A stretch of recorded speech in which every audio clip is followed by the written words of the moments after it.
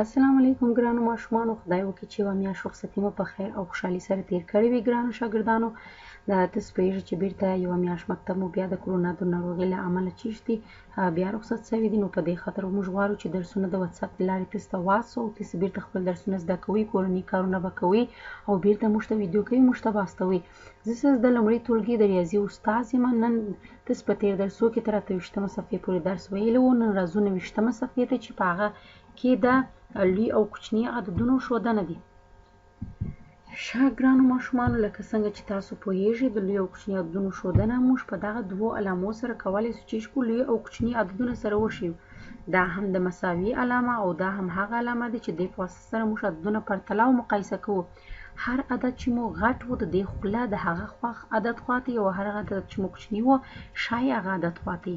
ښه ګرانو ماشومانو، راځو اول په شکلو کې به تاسو ته ښکاره کړم. ګرانو ماشومانو، دا هم زموږ شکلونه دي. ګرانو ماشومانو، که چیرې شکلو ته ځیر سو یا متوجه سو، په دغه شکلو کې شکلونه ټوله سره یو شان دي. دوه شکلونه سټارونه دي سره یو شان دي، مګر په اندازه کې، په رنګ کې، په ډیزاین کې سره یو رقم دي، خو په اندازه کې سره فرق لري.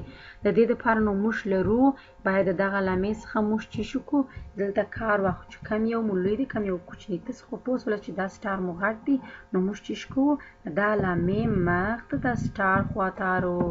آفرین ګرانو شاګردانو، که چیرې دلته هم تاسو متوجه په دا دوه شکلو کې چپه خواته شکل غټ دی، نو موږ چې کوو راځو داسې د دې خوله چې کوو دا غټ علامې دا غټ شکل خواته اړوو. که په دا دوه مثلثو کې یا دغه شکلو کې دواړو ته موږ متوجه سو دا دواړه شکلونه هم رنګ هم ډیزاین هم اندازه سره یو شان دي، نو موږ کولی سو دلته ولیکو چې شي مساوي. دا دواړه شکلونه سره چې دي سره مساوي دي. او دا دوه نور شکلونه دي چې په رنګ کې او په ډیزاین کې سره یو رقم دي، خو د شکل د اندازې له لحاظه سره فرق لري. دا راسته خواته شکل غټ دی، نو موږ هم چې کوو خپل علامه مخ ته غټ خواته اړوو. آفرین ګرانو شاګردانو، دغسې راځو په عددو کې هم دا موږ ښوولی سو چې دا هم زموږ عددونه دي. په عددو کې هم موږ کولی سو چې کم عدد مو غټ کم عدد مو کوچني، کله چې دوی سره مقایسه یا اندازه کوو نو موږ دغه علامې په واسطه سره چې کوو دوی سره پرتله کوو. 4 او 15 لرو. تاسو پوهېږئ تاسو تر 0 څخه زیات حساب لوستلی دي، نو دلته موږ څو مثالونه د بېلګې په توګه تاسو ته راوړي دي. نو دلته پوهېږئ چې 4 تر 15 عدد چې دي کوچني دي، نو موږ چې کوو دا علامې مخ خوا 15 خواته اړوو، خوله یې 15 خواته. او دلته هم 6 تر 8 کوچني دي، نو موږ چې کوو دا بیا د دغه علامې خوله 8 خواته اړوو. او دلته ګورو 9 او 9 سره مساوي دي، نو موږ چې کوو د دې په منځ کې لیکو چې دا دواړه عددونه سره مساوي دي. په دا دواړه عددو کې هم 2 تر 12 غټ دي، نو د دې خوله هم دې خواته. ښه ګرانو شاګردانو، دا هم زموږ د نن د ریاضي درس.